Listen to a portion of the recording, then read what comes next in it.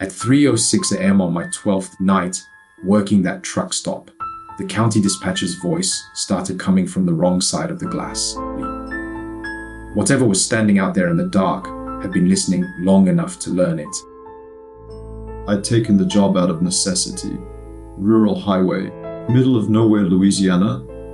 The kind of truck stop that exists because something has to exist between Shreveport and the state line.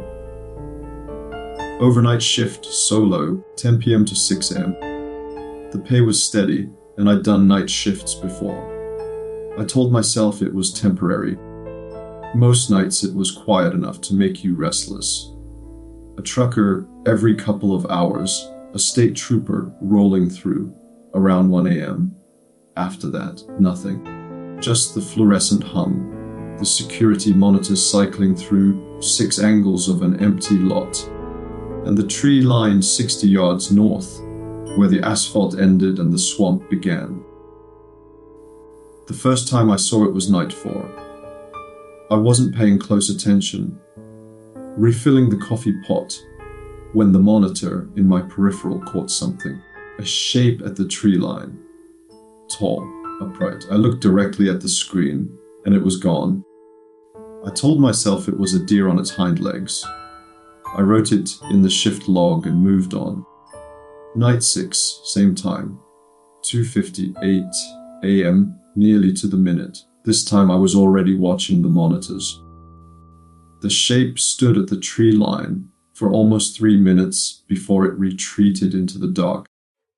It was too tall for any deer, too still for any animal I'd ever seen. It didn't fidget, didn't turn its head. It just faced the building. That was all it did.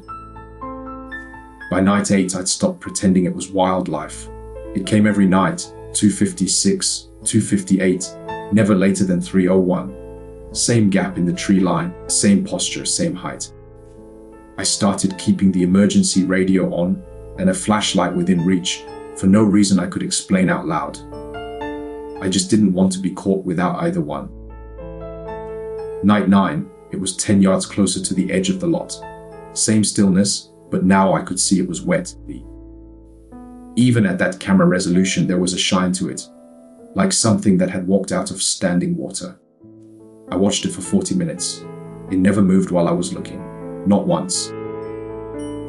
The night before the last one, it was at the far pump bay, standing next to pump 6 at the outer edge of the lot, just past the canopy lights. I sat with my hand on the radio for 20 minutes until it walked back into the trees. The next morning, I went out there.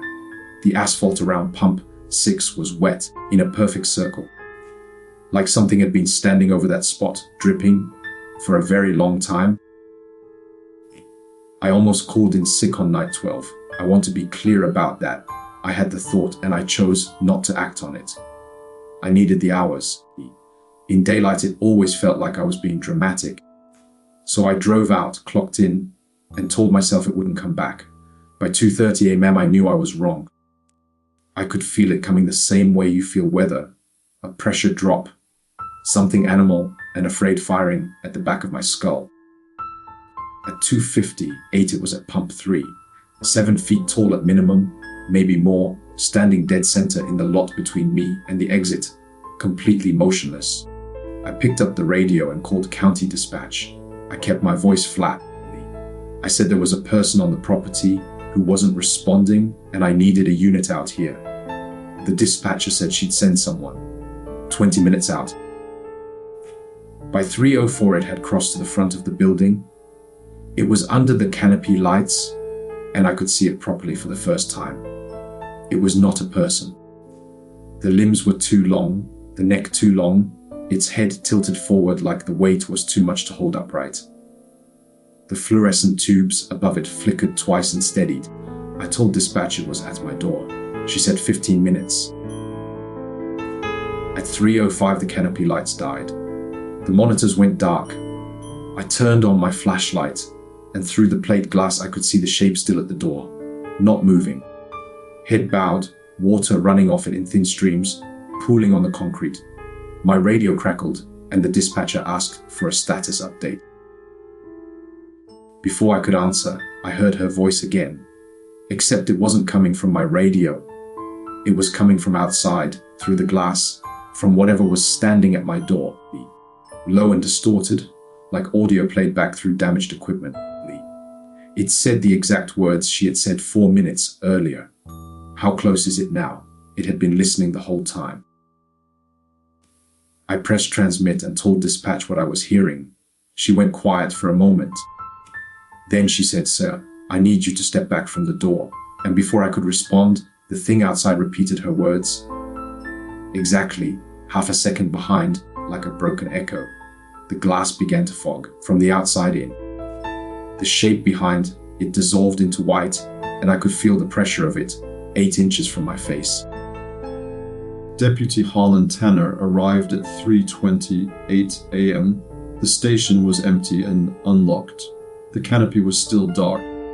There was water on the floor mat near the front door, a wide, soaked patch that spread toward the counter. The emergency radio was on, transmitting static. My truck was in the lot.